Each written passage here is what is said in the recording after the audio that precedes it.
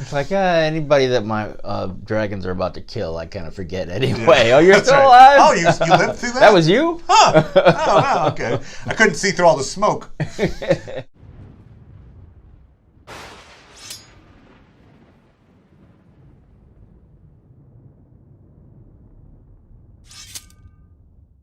Hey, Lunarnets. It's Paul. It's Matt, the Dork Lords. We are here talking about Game of Thrones Season 8, Episode 2, A Night of the Seven Kingdoms. All right, so this episode begins with the kind of unofficial trial of Jaime. Very unofficial. It ends with, the scouts have spotted the dead. They're nearing the castle. So that's what we got. We framed it. So, in some ways, I mean, I enjoyed this episode very much. I don't know. Before I get into it. I liked it. I could see that perhaps some people might think nothing happened again, and that it seems like a retread of like, oh, we're getting ready for the battle. Oh, yeah. But actually, a lot of interesting relationships. I mean, one thing it is a lot about Jaime, and Jaime and Brienne in particular. Yes. They introduced him at the end of episode 1. Yeah, he shows up. Yep. Oh. Yep. Cut, and then we kind of I won't say he's necessarily the central focus of this episode, but he's definitely not. He's got a lot to do with this episode. Yeah, a moderate amount. So anyway, he and Brienne are one of the major relationship. Yeah. But you could also look at it this way: the first episode ended with Jon finding out that he is Aegon Targaryen, right? And then the end of this episode, before they discovered that, oh, here they come, they got interrupted because that's when Daenerys found out that he's Aegon Targaryen, which I assume is the reason that Bran was so insistent on.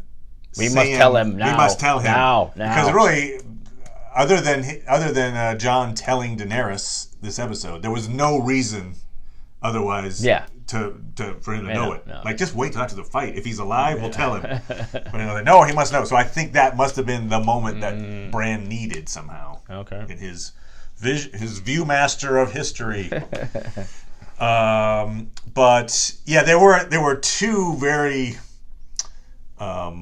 convenient break in the action moments. That was one of them where it's like, Daenerys is basically saying BS. I don't know, like, oh, your friends told you you're a king. He's she was initially saying that, yes. But then she immediately leaps to, oh, so you've got a better claim to the throne. Yes. Oh, she was kind of getting, I think, defensive is what I got out of it. I think she was about to start arguing with him. Well, I think she was, who knows? I think she definitely was caught off guard, and it was causing great alarm. So it would be interesting to see the rest of that conversation. Right, because, I mean, you can... But the conversation was like... It certainly would have been easy. Yes, it certainly would have been interesting. Because, I mean, I feel like one of the things they're setting up is how...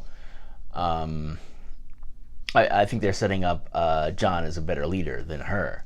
Oh, I certainly agree. That's part of the reason. Part of the way they expressed that in this episode was that where it's like, oh, you're laying claim to the throne. I mean, she so clearly wants it that she has to be counseled to be more patient with Tyrion, and she has to be counseled to talk to Sansa to discover, okay, why aren't you? That was the other scene that was cut off strategically. Well, was it? I thought they just cut it. No. It was nothing happened that was like, oh, could we get your help or something? Yeah, it was. It was a Sansa's talking to Daenerys. Yes. They have what seems to be at first, a little like, hey, we're similar in a lot of ways. That's cool. Yep. Then Daenerys, Sansa kind of pushes the issue. What about the North? What's going on with the North? We don't want to be under your rule. And you could, and Daenerys pulls her hand back. Yes. And there's a moment of like, oh, they're about to have an argument, and then the guy comes in and is like, Theon's here, basically. And so it becomes a Theon moment. Okay. But it was like, I'd like to see the end of that conversation. You cut him out. Okay, so be it. Anyway. So yes, we have this... What's that? It was like, I had to try to... I didn't remember all that stuff in the previous, from what Theon and Sansa's relationship. You wondered why she was so happy to see it. It was sort of like... oh, I guess they, I mean, she It was knows a very that he's emotional went meeting. through. Like, It was. they It was were like, incredibly. "Whoa." In fact, like later on, when nothing was happening, she's just looking at him like, "Oh boy, there you are," and he's like, "Oh, you're looking at me." I don't know what was going on there.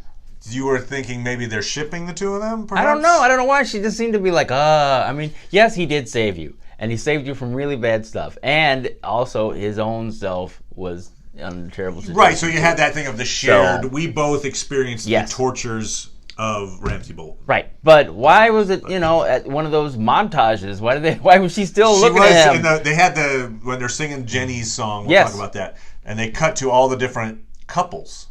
And so it's like, Yes. you've got Grey Worm and Missandei, Yep. you've got Jon and Daenerys, you've got Arya and Gendry, Yep. and there it is, Sansa and Theon. Yeah. And you're like, wait, it's like one of these things Yeah. is not like right, the exactly. other. It makes me wonder, like, how did Sansa feel about Theon at the beginning of this series? Yeah, good point. I mean, because she was obviously wanting to be queen, so she was Right. like, I'm gonna go marry, Right. the prince or whatever. Right, but I mean, he is a part of an important house, even though he's not especially high Right. in that house in terms of esteem or whatever. So, I mean, I'm wondering, if I'm wondering if I look at that first couple of episodes or whatever, if there are any interactions between the two of them.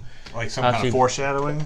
Yeah, or just like, because obviously she was young back then. And This he is was- also though he- assuming that he survives long enough to even maybe be a couple. Right, yeah, but still, why then? I guess they're setting up to be really sad. Yeah. I mean, they're setting up to be really sad. I I don't mean- know necessarily with Theon in particular, but yeah, there's a whole bunch of folks. yeah. In fact, I would say if, like, for instance, if only one major character dies next week, I think that would be like they undersold it. Yeah. I think we're going to see multiple major characters next week. Yeah. And most of it's a big fight, a la Helm's yeah. Deep, Lord of the Rings reference. The board is set, the pieces are moving. Lord of the Rings reference. They didn't say that, but that's kind of what was happening. He's out. The fact that they do Jenny's song is kind of a callback to another Lord of the Rings moment when they sing the song. Okay, anyway. All right. So we've got Jaime being tried, and, Daenerys calls it out. Like, oh, you killed my dad. We used to talk about what we would do to you if we got you. And boy, here you Everybody are. was taking turns. One thing I had to be reminded again from that one of the first in the first season anyway, where it's like, oh, and you were bad to my father, Ned, in the street. That's true. Yes. Everybody's like, wait, I've got one. There's another one too. There was you killed that guy, that prisoner, when you were trapped by Catelyn Stark. So we've got, Tyrion comes to his defense, which doesn't look like that's going to be enough, maybe. But it's Brienne who really pushes. Well, I think he makes the context right that he's here to fight. Yeah. Brienne really lays it out. Another aspect I forgot about in terms of she really phrased it in terms of Sansa. You would not be alive today if it weren't for him, because he protected me or defended me against the guys that were trying to hold me down or whatever, and it cost him his hand, and so he gave me the because he'd had the responsibility to look after the Stark kids. Yeah, he promised her mother. Right. Promised her mother that he would make sure that the kids got to this place, and it was her, Brienne, that was the one who made that happen. Carried out so that it's charge. like, you're only alive because of him. Right. And Everything I he vouch did for him. in the presence of Brienne all through the seasons was always pretty honorable, frankly. Yeah. I mean, he saved her from the bear pit in that one thing too. Right. So she vouches for Jaime, and Sansa, I think, as a good testament to her judge of character. She's like, Brienne, I trust you. If you say he's good, he's good. And so she changes her mind.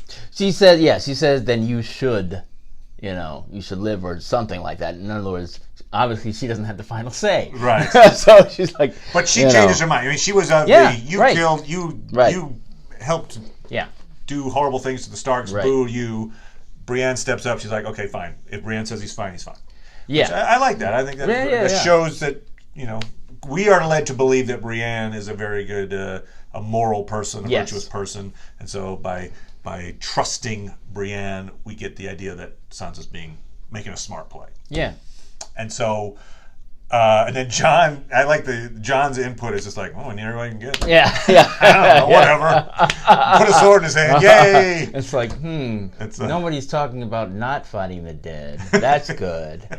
He came here to fight the dead. I like his guy. I like that. Hey, whatever. So that leaves Daenerys in a tough place because she started the conversation with, and I thought of all the things I'd do to kill. Okay, fine, you're fine. Yeah. So it kind of puts her in a little bit of a, maybe not a weakened position, but it just, the will of everyone else is like, that's not what we think. So she didn't have that moment of, okay, this means something to me to change this the way that Sansa had. Right. And she's not, she said it a few times in that episode, right, where it's like, I'm fighting this war because of Jon. Yeah, which was a good point to make. Well, it's an interesting point to make. I mean, it's your kingdom. True, but she would have been attacking King's Landing. She would have had the dragons and been attacking. And she's like, you know what? Instead of being up there, I'm down here, or up here, I say, in the cold. But, to call it his war, I mean, True, but that's the only reason she's at Winterfell. Right. Yeah. But also, another reason that she would dislike Jaime, and I don't think she even brought it up in this conversation, is the last time she probably saw Jaime, he was charging at her on a horse with a lance. Yeah. He was actively trying to kill her. Yeah. That's true. Yeah, she didn't mention that. She did mention that. Remember the last time you met her? It's like, anybody that my dragons are about to kill, I kind of forget anyway. Yeah. Oh, you're still alive? Oh, you lived through that? That was you? Huh. Oh, wow, okay. I couldn't see through all the smoke. and charred bodies. So the end of that scene is kind of interesting, where Grey Worm gives Jaime back Widow's Wail. Right. There's that little moment of this little stare down. Don't use this against Daenerys. You fools. So Jaime's, we knew he'd be in the fold. We'd seen in some trailers he'd even been fighting at Winterfell, so we know he's eventually going to be fighting at Winterfell. But yeah, so there's a moment there where Daenerys starts questioning Tyrion. We mentioned that last episode, like, God, he seems to have been dumbed down somewhat, or like not dumbed down, but making bad decisions, and he's exposed again with this. Yeah, I'd actually like this, the fact that Jaime just comes out like, yeah, there's no army coming. Yeah. And so that's out in the open. Yep. She betrayed you. Yeah. In fact, she's got 20,000 soldiers from the Golden Company, and they're going to take out whoever's left. Yeah. Okay then. So that's all. There's no surprise. No. It's not like they're going to be like, and we finished. What? Yeah, they know it. No, they know now. That's the thing. But so then again, because Tyrion seems to trust Cersei on that matter, Daenerys is questioning her. He even is like, I guess one of you guys is going to be in the hand. Get ready for this pin. Yeah. But Jorah, kind of like Brienne vouched for Jaime. Now, what was it you think that inspired Jorah to do that? Well, remember, so Jorah and Tyrion had a series of adventures together when they were escaping. Right. And I so forgot about that. They were together a lot, and that's when Jorah ended up getting grayscale. Right. Because he saved Tyrion. Right. Okay. He's like, he never shut up, but in his talkings, I got that he was a smart guy. Right. And, you do well to listen to what he says. So with Jorah's vouchsafing. And then he advises her to talk to Sansa. Oh, I was wrong about the special weapon. I was wrong. I was looking at it as a drawing, and I thought that was to scale. It's not to scale. It's a pole arm. So, yeah, she's got a spear, basically. I was thinking it was like some handheld device. That had, like, string or something. Yeah. Whoa! Mine was better. But no, that's fine. So, yes, she has a detachable spear, which, she will use to good effect. Sure. She even mentioned at the time when, Jon showed her his sword in the first episode, she's like, this is too heavy for me. So obviously, this lighter weapon, she can... I wonder what... I feel like... Well, I don't know. What do I know about weapons? But I feel like... Paul, I'm a weapons expert. Like, the spears, they're wood, right? In between? It's like, Typically... It could be like... It would just break. Let me just snap that. Good points. I guess you just know how to use it. You have to know how to use it, right. You only block with the metal parts, I guess. Yeah, we'll figure that out. Give me that. That's when she dies. You just figured it out. She's like, oh, it was wood. Oh, I should have done that. So we see a lot of preparations at Winterfell. You know, the outside. They're creating little pits. Looks like they're creating a trench that's probably going to be maybe lit with fire. They'll have like a fire moat. Right. And it looks like they're putting dragon glass into the wall itself, which I guess is, you know, like if a zombie is going to try to climb the wall, a white, that it would just be like disintegrated, perhaps. Good idea. Yeah, sure. Like, that's good. Good on you. Yeah. We know that there's a battle map. At one point, they're all sitting around a room, you know, with a big map. Yes. That looks like they're way outnumbered, which is true, probably. But you see it laid out. So you've got, you know, Brienne is on the left flank. She mentioned that. In the middle, looks like it's the Unsullied and the Dothraki. And then on the right, I think are like the Northern Lords are hanging out on the north. And then inside, they had a little picture of the bear. So I think it's Lyanna Mormont, and they're going to be inside. Maybe they're the archers, or I know they're not that many of them. So it's probably like, okay, you guys just hang out. Right. You know, oh, okay, play cards. But so that's kind of the setup, and we have this great moment where Jaime basically, you know, Brienne is questioning why he's there. He's like, you haven't even insulted me, and what is the deal? Why are you what? Yeah. He's like, I've come to serve you in the fight. So, you know, he basically pledges himself. I guess he's going to be on the left flank. Yep. I would guess. Yep. And so the battle preparations are going on. And then we get a series of the people drinking. Yes. A lot of drinking scenes. We do. And so you've got, well, and of course there's a sex scene with Arya and Gendry. Yes. Where she's basically like, I've never had sex before, and this is our last night, so let's do this. Yep. She also finds out that Gendry is a Baratheon bastard. Right, that's true. She didn't know that. Nope. Not many people Doesn't do. seem to change anything, but okay. Yeah, right. Oh, never mind then. Yeah. Okay. I'm out Sorry, of here. can't have sex with a Baratheon. Yeah. Nope, can't do it. And so we've got do you buy that, their relationship? Well, they had, you know, they went through a lot together early on. I just seen criticism. Maybe it's more of their chemistry, the actors themselves. Well, I think it's what was a little odd. Because I like the idea of them as a couple, but I don't know if it's working for me. I think they established enough of a relationship in like season 4 or whatever it was. But the fact is that Arya's changed so much. Yes. That she's almost like, I'm calling Bran a robot. She's almost like Killer Robot. Yeah. And so for her to suddenly be like, I want to have sex is a little weird for her character because she's so detached, it feels like. Yeah. You know, like I just kill things and I have no feeling for them. Right. But so maybe that's the idea, is that we're seeing the actual person underneath, you know, revealing itself temporarily.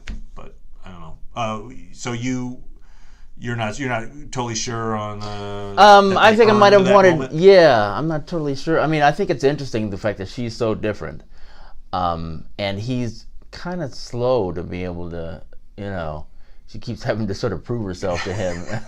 Oh yeah. Good point. Because he's totally clueless as to her fighting abilities, and so she has to throw the knives at the thing. And then, okay, I'll get that right away. Yeah, but it wasn't. He sees her scars. It wasn't a bad. Yeah, it wasn't a badly written scene where she's like, you know, criticizing the weapon he makes. It's like, yeah, it seems pretty strong to me.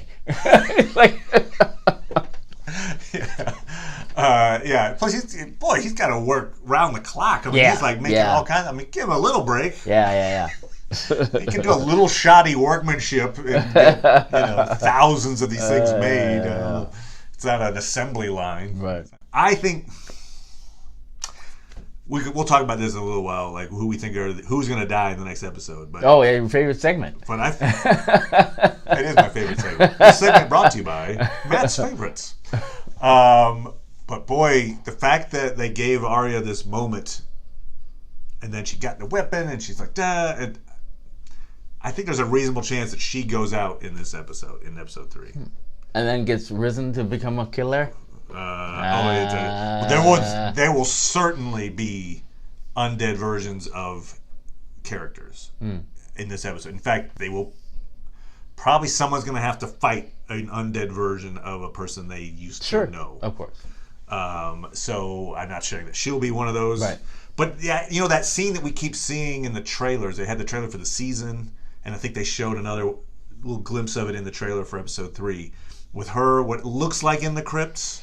If I had to guess, it's the crypts. It's underground, and she's scared. And you're like, she's never scared. She even had this big moment in this scene where he's like, "What's it?" She's trying to get intel because Gendry's fought Whites before. He's like, "It's like fighting death." Yeah. She's like, whatever. I've seen death. I like to see this face. Yeah. And she's confident for a reason. She is a very confident killer. Yes. But she looks disturbed in these scenes, and so to me that means there's maybe it's an undead version of someone she knows. Like, would Gendry die? I don't think Gendry's gonna die, but somebody like that, like some person she knew in life is now trying to kill her. Like the Hound. Maybe, although I think the Hound, I think the whole Clegane Bowl thing is a thing where he's gonna end up fighting. Well, wouldn't that be ironic? Is that the Clegane, him turned. Like a turned version of him goes and kills the because then they both come, they're dead. It's true. It's almost like a who cares? Like, you're both dead already. That's fine. Obviously, everyone would root for the Hound. Sure. But I think it's like the Hound should be. I mean, I feel like even then, it's like, would he win? It's like, Like, what are the actual odds? It's like, well, I'm putting my money because I like him. I'm not putting a lot. Yeah. So I'll put 25 cents on the Hound winner. If he was undead, though, then maybe his, I mean, obviously, he wouldn't have the same reason to fight at that point. The mountain or whatever he is. Plus, he's got to go a back long to life. way. But anyway, he's got to do a lot of walking. Yes. White walking. So anyway, that is complete speculation. But I wonder anyway. I feel like it would be too soon to kill her off. Okay. I do grant you though that they do need to have. I mean, it would be better if more significant characters died, like if the guy who's already died 12 times. Oh, Barrack. Barrack with the flaming sword. Oh, Barrack, why? By the way, what was it? The first magic item I ever got playing D&D was a flaming sword, and I was so happy to have it. It was, I don't even think it did anything other than it like, hey, look, it lights things up. Whee! How do I even put it away? I don't know. It's like, should I cast an illumination spell? Hey, no. No. I'm good. I got it. I can handle this. You need something set on fire? Okay, I got it. Yes, I was very handy with that thing. But yeah, so every time I see that flaming sword, I'm like, ooh, I know that. Okay. Yes, I think he is very short-lived. I think he's definitely one that's gonna bite. We also see him in the crypt with the sword flamed. So something bad's gonna go down in the crypt. Yeah. And we theorized and speculated at one point maybe the dead in the crypts come to life. Which would be terrible news for, I almost said Gilly. Yeah, and Varys and all the people that are down there. And the poor little girl. Tyrion, she's got to die, right? Where should I go? Oh, if you protect the crypt, that'd be great. Well, here's the thing. So the showrunners have talked about how this is going to be much like Helm's Deep from Lord of the Rings. They said that? They did. Those fuckers. Because everything's Lord of the Rings. All right. So anyway, Helm's Deep, awesome battle sequence. This one's supposedly even going to be longer than that. But what they had at Helm's Deep is there's the main keep, and then there's these caves where they put like the kids and the infirm or whatever. Sure. In that situation, they were all safe.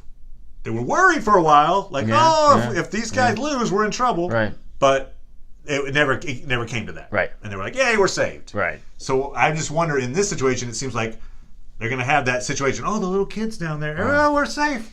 Oh, I hope we're all right. And then instead, they're going to have actual whites show up and start attacking them. And like, now Varys has to, and Tyrion has to do, and the little girl. That little girl, yeah. Little girl with the burned face, by the way, which interesting that she was talking to Davos because It looks like a callback to Shireen. Because she had the bad face. Davos loved her very much. Yeah, so maybe he saw something in her of like, here's a soup. Go get it. Please be safe. Although, here's the reason that I feel like the crypt won't have a bunch of whites show up is because surely Jon would have thought of that. I mean, in terms of like, here's a guy that can raise a bunch of undead. Right. I'm sure we're fine. Well, I don't think he'd be like, put everyone in a really vulnerable spot. Well, what? And then just cross our fingers. More important is like, what does the Three-Eyed Raven see? Good point. He's approved the plan, and he's like, they're going to come after me, so, It just seems it would be kind of dumb on their part if they stuck him into this really dangerous spot. Right, so I feel it seems, presumably it seems like the Three-Eyed, Like, for instance, if next week, Bran has said it's okay, this plan. If Sunday night, suddenly the dead start coming out of the crypt and, attacking the kids and stuff down there, and then there's like a cut to Jon or like, wait a minute, like then I'll be like, oh come on guys, you did, come on, you had days and days to figure this out. Can't blame Tyrion for that. Nope, you wouldn't blame Tyrion for that. So I'm hoping that's not the way that goes down. But yeah, so let's talk about the battle plan. Sitting around the map, Jon states it out right up. We can't win this. Right. This is not a winning thing. Right. No. It's a holding action at best. Yep. And then Bran says, if you want to take out the Night King, thus killing the drones. Yep. He's coming for me. Here's the mark. When he moistens the mark, everyone's kind of like, what? You? Damn it! And so he's like, I'm gonna go sit in the God's Wood and be bait. And then Theon volunteers to have the Ironborn guard him. Oh man, goodbye. Yeah. I don't know about Theon particularly, but the Ironborn are just toast. Then are you saying that's it? They're gonna get Bran? I don't think they're gonna get Bran. But I've heard that there's a theory that the Night King isn't even think that he's going to be attacking King's Landing instead on his dragon. Right. I don't buy that. I think the Night King will be in this fight. But yeah, the plan doesn't seem that sound. But I guess if we take it at face value, we now know. We were asking what does the Night King want? Apparently, he wants. A land of winter. And he wants to get rid of the Three-Eyed Ravens because they represent memory, and memory equals life. Like Sam does an analogy to like, if you're forgotten, you're dead. Right. Also, another reason why perhaps the ending of this thing is, much like Lord of the Rings, someone writing in a book his memories of this thing. So it'll be Sam writing the journal. Just like Lord of the Rings, someone wrote in a book. Well, in other words, like it's like the adventures that we've just seen were now written down in them. I'm saying it kind of sets that up, the idea that maybe Sam will be chronicling. I think I saw one of the characters, the women, wearing a ring. Everything's Lord of the Rings. Much like the more you try to deny it, Lord of the Rings, or it just you look bad. That's my point. Just like Lord of the Rings. Okay, no. Okay. I did look very bad in Lord of the Rings. So we get the idea then that what the Night King wants is to attack Bran. I get the feeling there's more to it. Maybe it's just hopeful thing. I really don't like just the notion of like he just wants to kill everything and have it be Night King forever. So I'm hoping there's more to it than that. But perhaps there isn't. It occurred to me though that if Bran is the target, yes, then I mean, if I was one of the defenders of Winterfell, I'd be like, maybe we just take the wheelchair guy down the road a bit. I don't know, like, do we have to have everyone stand here and defend this guy? Because he's like, keep him on the move, put him on the back of a dragon, fly him back north. Then they all have to go back, like, oh, fine. Then you patch up the wall while they're out there. I'm just saying, like, if he's the target, because he's marked, so they're like, doot, doot, doot, doot, doot, they have like GPS on Bran. GPS him way away. So they have to go like, oh, turn around. Looks like he's back on north. I don't know. Just saying. No? Yeah? No? Okay. Yeah, I mean, I don't know. It doesn't sound like the castle's going to be spared, especially because Bran's going to be in this other little section. Okay. So, I mean, if you're just saying that, like that's the reason. It seems like that's the reason they're coming to Winterfell. So maybe you turn them around. I hear you saying. But we get the idea that the Night King has green sight as well. Mm-hmm. So he would foresee a future as well. You would think that it, in other words, has Bran foreseen this? And it's like, this is the way it's going to go down? Right. Or is it just like, I think this will work? Yeah, I don't know. I also like the notion when they say, like, oh, does Dragonfire kill the Night King? Yes. He says, I don't know. Yeah. No one's ever tried. Right. Okay, what that means is no. I mean, like, in the story, you don't be like, I don't know. Oh, yeah, it worked. Yeah, great. No, that's you hit him with fire and it doesn't kill him, and you're like, oh, I guess it doesn't. Yeah. I mean, that's a pretty big note logical to me. There. So they're gonna have to use something else to kill him off. There's the knighting ceremony, which was very impactful. Yeah. So Jaime knights Brienne, even though technically no woman has ever been knighted, I guess is the idea. Yeah. He's like, hell with tradition. We have Tormund. The clap was a little much, but he's like, if I was a king, I would knight you 10 times over. Yes, that wasn't too much, huh? Well, I killed a giant, and then I slept with his wife, and then she thought I was his baby, and I drank giant milk, and that's why I'm strong. Tormund, that wasn't too much, was it? That was just enough. Tormund, still making eyes at Brienne. Yes, she's. Her looks when he's describing that story is kind of funny. Like, yeah. Everybody's looking at each other like, right. What? So we let this guy go on? Okay, fine. I feel as if she perhaps is respecting him because he's there to fight, and even though he's creepy, he always supports her. Right. He seems like he's a generally good guy. Right. I think that the odds are high that he goes in this episode, the next episode. Okay. I think somebody from that, we'll call it a love triangle. I don't know exactly that's really what it is. Yeah, I know. Someone of those three is going to die. Right. And I feel like Jaime still has more to do later in the story with his sister, and there's Bronn is out to kill him or whatever. Right.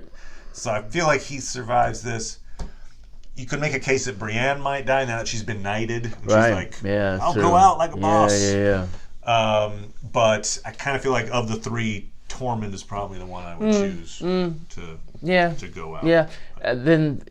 If that's true, I think he'd be a good candidate because I think they've done a good job of making the audience like him. Yeah. So if they killed him, then it'd be like, okay, they're really taking this seriously. We can kill the character that people like. Yeah.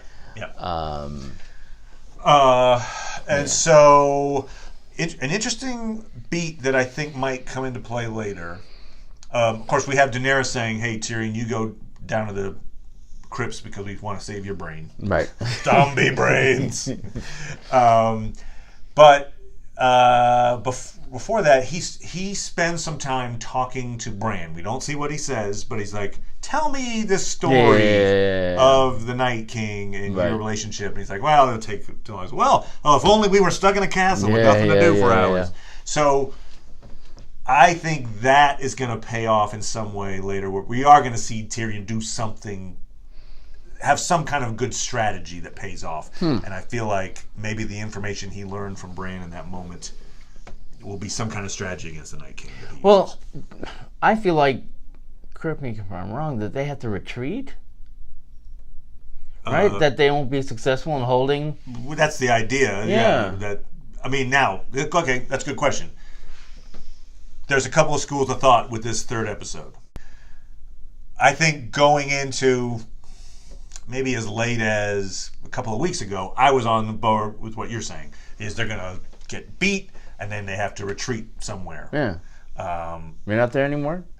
I think there's a reasonable possibility that they actually win. I mean, even Tyrion even says, I think we're going to survive this. Sorry. Tyrion suggested that they might survive. I know, that's just a throwaway. Yeah. That's what it is. But it depends on what the thrust of this series is, right? In a lot of ways, the Game of Thrones is about the game of houses. Sure. Which house has, the right moral character or whatever to take over. Right. The giant threat that just unites everybody and Right. gets defeated is it's a story, and it's a popular one in fantasy, but it's not really the story that this has been setting up for 7 seasons necessarily. So you could make the case that, okay, they had to come together, at least some of these different opposing forces had to come together where they wouldn't have otherwise. Right. Targaryens and the Starks and the Lannisters, Right. some of them anyway, Right. are together to fight this big threat. And then they get rid of the threat, and then what happens after? And so they would still have 3 episodes left. They still got to take out Cersei. 3 whole episodes? But wow. I'm just saying, as opposed to we lose to the Night King, now we got to retreat. Right. Oh, there's Cersei. She's going to hang out, blah, blah, blah. And then they wait till the last episode to kill the Night King, and then that's it. Like, in other words, there's not really any time to do I feel like... because Cersei's still this huge threat. Right. And that would be kind of like the second half of the season would be, all right, how do we actually unite these lands now that we've dealt with this? Now, I don't know. I mean, I could be talked into that notion that the Night King is killed in episode 3. Wow. But it sounds like you're like, hell no. Well, I mean, if we have 3 episodes left After this one. after the one we just watched. No, after the next one. So there's 4 episodes left, Yes. and you think they're going to be 3 whole episodes of let's deal with... Post Night King. Yeah, I feel think like it's too 2 many? is more... Okay. Especially if they're longer. Are all of them longer? I think so. I mean, I know that at least 2 of them are very long. So I mean, you might be right, but okay. Okay, so some real significant deaths happen. Then obviously you need some time to deal with that, and then it would have to change everything to the point where it's like, okay, now the battle for the Iron Throne and the battle with them is really significant. One of the things, unfortunately, it sets up is, I don't think, what is it, Theon's uncle. Euron. Euron is such a great, antagonist. I agree. And while I think Cersei is, formidable, in terms of, her political machinations are what's formidable, not, Well, she's got this golden company. She's got this army. Yeah, but, After you beat the Night King, like, Of course, they'll be like, we beat the Night King, but we don't have anybody left. Right, yeah, that's true. So you're in the Okay. camp that Night King will survive episode 3, and they'll still have to figure out a way to deal with him. I think that's a reasonable guess. In fact, as I say, I think I was in that camp, and I probably still am. Yeah. But where I was maybe like 90% in that camp, I'm now more like 65, 70%. So you don't think, camp. but you don't think Bran makes it out, though? Well, I think the plan is stupid, but that doesn't mean I don't think he'll make it out. I think the show will just right away for him to survive. Oh, look, they missed. Oh, okay, whatever. Because other than, I know all of history, what good is he? That's true. I mean, he's I guess, he's so obtuse. I can command a dragon. Because if he really knew what's going to happen, then just freaking say it. Yeah. Just tell me, you're going to die. Yeah. You're going to die. Yeah. You're going to need to stand at that door because the Night King's coming through that door, and then you need to stab him with a Valyrian dagger. Got it. Okay, great. Right. And go. But like he's so cryptic. He's the oracle of Delphi kind of thing. But yes, if you're asking by the end of the show, by the end of episode... No. Season, I'm asking episode 6, that battle, because it's interesting that they're doing that battle. And maybe the plan is stupid. I don't know. I think if they beat the Night King, I expect that if that happens, I'll feel it's lame. I'll say this. There could be a reason why Bran wants to meet the Night King in the Godswood. Because the Godswood is not that Godswood, but those trees, the weird trees, are where he was sacrificed originally. And then maybe that's like the source of power for the children of the forest is connected to those trees. Okay. So maybe, I don't know. Maybe there's some advantage to be gained by having the Night King show up there. I don't know. Okay. Let's talk real fast about this song, the Jenny's song. Okay. I had to look this up. I was not such an authority, but I did remember. I was like, wasn't there a Jenny that they mentioned in season 7? And there is. It was the same person. So it's this song is about Jenny of Oldstones. And she gets mentioned. Sam is talking to the Maesters, and Sam says, hey, there's White Walkers. I killed one. They're like, okay. Yeah. You know, we've heard stories like, remember how Jenny of Oldstones said that she was related to the children of the forest? Anyway, so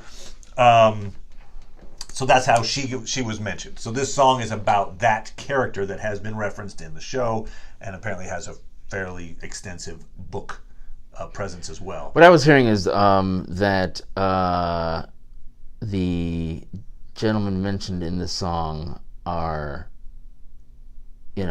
Danny's brothers. Right. So she, there was a target, Duncan, he gave up the crown to marry her. She was a commoner. So Eris, the Mad King, was the one who got king. So he would have been king instead. Right. So one of the things I've heard it suggested is they're trying to set that up as someone's going to have to give up the throne. Sure. Duncan gave up the throne. Yep. Now we got two people who Jon and Daenerys. So maybe one of them's going to have to give up the throne. Yeah. So that was proposed as a reason why we have this song. Gotcha. Okay. And obviously, just on the surface, it's kind of a sad lament that you might, like a drinking song. And so, I think another person most likely to die in episode 3 would be Grey Worm. He's had this, hey, you know what? After this is over, where do you want to go? And she's like, I want to go to North. All right, that's where we'll go. Yeah, okay. All right. Yeah. Goodbye, sir. It was nice knowing you. That was your nice moment. And now you're goodbye. So I mean, people that I think Jon and Daenerys will both survive. Oh yeah, this fight. I think Sansa will survive this fight. I think so too. But you don't think? Yeah. Well, if you're gonna kill somebody, I guess Arya would be kind of a good person to kill. Yeah. I mean. And then, she's the dead. Ooh, she's all this really good killer. Oh, she's got the weapon now. Why did I make that? She's even worse. Who is the undead person that has to be fought? Yeah. Here would be a terrible, and by terrible I mean maybe a good idea, but just terrible to watch. Would be if the newly knighted Brienne. Oh yeah. Goes down, comes back, and then Jaime has to fight her. That would hurt. Yeah, although one of the interesting things for me about it is, she was kind of responsible for him. I feel like maybe he's the one. Okay. That Brienne, there's a reasonable talk for that. Here's one aspect. Because I feel like it's sort of like hey. Don't you know that she's in love with you? I feel like he doesn't know. That's true. There's a couple of things why I feel like he won't just die and turn into a white. One is that Bronn has been sent to kill either he or Tyrion. Right. Now, maybe it's just he'll have a scene with Tyrion, but he's going to have a scene with Jaime or Tyrion at some point after this fight. Maybe Bran gets there just in time to get killed. Yeah. And become a white. You would think he would have arrived this episode is the thing. So I think he might be like, what? Oh, he sees him in the distance fighting, I'll just step back here. So I feel like there's a Jaime Bronn scene that's coming. Okay. That's one reason. Another reason is, Bran did say to him, hey, who knows if you're going to live past this. What's the importance of that other than Bran has to kill him and has to decide not to kill him? Why would that be important? I think Bran has seen a glimpse that Jaime does something very important in this fight. Okay. Which is another reason why I don't think he just turns into a white. Now, maybe he does something important, gets killed, turns into a white. Yeah. But I feel like Jaime is destined to do something very important in this battle, which is why Bran's like, I was waiting for an old friend. He's here, good. Then we vouch. Well, he didn't vouch for him, but he doesn't. No. He doesn't poison the well Right, against no, him. he doesn't. He just says it. He does that thing. Yeah. The things we do for love. Right, and it's like no one else knows that except for Cersei, right? Right. Because he didn't remember the event after that happened. Correct. He had amnesia. So for a yeah, long time. so no one else knows that except for. which was a recall to Littlefinger, right? When Bran did that with Littlefinger, where he's like, "Chaos is a ladder." Yes. And then, of course, Littlefinger got executed, but didn't really have that way for Jaime. But oh, I forgot about that talent. Oh yeah, okay. I guess that's important too. Taking over different creatures and being able to sick quote burns. people back to Sick burns. The things we do for love. I could have said it. I could have screwed you right here, but I didn't. All right, we're good. All right, you're going to turn into a white later, and that's fine. But no, so I feel like Bran has foreseen something important about Jaime, and that's another reason why I don't think Jaime will just become one of the Horde. Okay. But no, there's a chance that could happen. I mean, I guess because there's a question he might end up killing Cersei, right? Right. That's probably the most popular theory of Cersei dying is that she dies at the hands of Jaime. Jaime he gave that quote where he at once, I think he was talking to Brienne about it, where he's like, no, maybe it was Bronn. Anyway, he said, I wanted to die in the arms of the woman I loved. I don't know. Is it? Yeah. How does that work? It's Cersei, probably Brienne. Yeah. Tyrion calls him to task. Actually, it was kind of a throwaway moment almost. But when Tyrion's like you didn't fall for her lies. Yes. You knew exactly what she was. You loved her anyway. Yes. Goodbye. So I was like, whoa! He just called him out, and then like. That's funny. I didn't see that as a negative comment. Oh, I kind of did, right? It's like because he was you knew she was a monster. She and you loved her anyway. fooled me. It's like, no, she didn't fool you. Yeah. You're not a fool. You knew what she was, and you loved her anyway. I took that as you're an immoral dick, is what I got out of that. I mean, not in present tense, but at once, I don't know. So where I wouldn't take that as a compliment. Right, okay. Oh, you know that horrible person that kills everybody and everybody hates? You knew she was a horrible person. And somehow you love her anyway. You weren't taking it. So yeah, I mean, this is going to be an incredibly impactful episode. I can't wait for Sunday. Yeah, I think it's going to be potentially the best episode of Game of Thrones ever. We'll see. I think it's going to be like in everybody's top 5 probably, if it bears out what's going to happen, and it's going to be just. I think some very emotional moments. Yeah, I don't know. I think it'll be one of the more important ones, but I don't know. I mean, obviously, until we see it, it could be like, right. Wait, everything's so dark, I can't see anything. Yeah. Oh man, why did they film this in a, Yeah, I'll have to see. I can't. Of the things that I like about this series, I can't imagine that, people getting killed. It's not like, I hear you. That's not what I watch the show. This is important. important. Have some this is important. That part needs to happen, but whatever. Well, in other words, it's not just like Arya slips on a banana peel and accidentally impales herself or something. That would be like whatever. But this is going to be like people sacrificing themselves for the greater good kind of moments, and I think some big moments like that. I mean, it'll be one of the more important, but. Yeah, I mean, for me personally, I'm not gonna. I mean, okay, you're not a big battle guy. You're like no, I'm not a big battle guy. Even that big one where what is it? Where Battle of the Bastards? Yeah, the Battle of the Bastards. That's the one, right? Where that other Stark kid died, right? Yep. Yeah. Needless kid who nobody cared about. He died. Shot. Yeah, that's a good episode, but it's not as important to me as afterwards the guy getting his face eaten off. That's more. To me, that's I was a Battle of the Bastards part fan, but okay. So the way it was shot, and also too. Well, that's good, but you see, that's because you're a Lord of the Rings guy. Okay, anyway, I was like. So for me, the character moments are more important, and while it's interesting things can happen in there character-wise, the fact that it's happening in a battle is really just somebody's dying. I hear so it's like, okay, well, for some people it feels appropriate because oh good, they went out fighting. But for most of those characters, it's like that's not why I liked them, especially, you know. And if we're talking about Arya dying that way, that would blow. I'm not saying it shouldn't happen, but I wouldn't. My favorite episode, the best episode, was the one where Arya died. I'm not gonna say that. All right. Fair enough. So we will see. We'll be back talking about that, obviously. We're also going to be talking about Discovery and the season finale. Right. We'll be talking about Twilight Zone. Yeah. And I've got my tickets for Avengers Endgame. There you go. One of the best weekends in Man. nerd history. That's right. Endgame followed by the Battle of Winterfell. Boom! All right, Nerdvana coming your way. Yeah, the only thing that can make it better is there is no Game of Thrones. There is no Lord of the Rings. Lord of the Rings. I can't even say it. It's like Lord.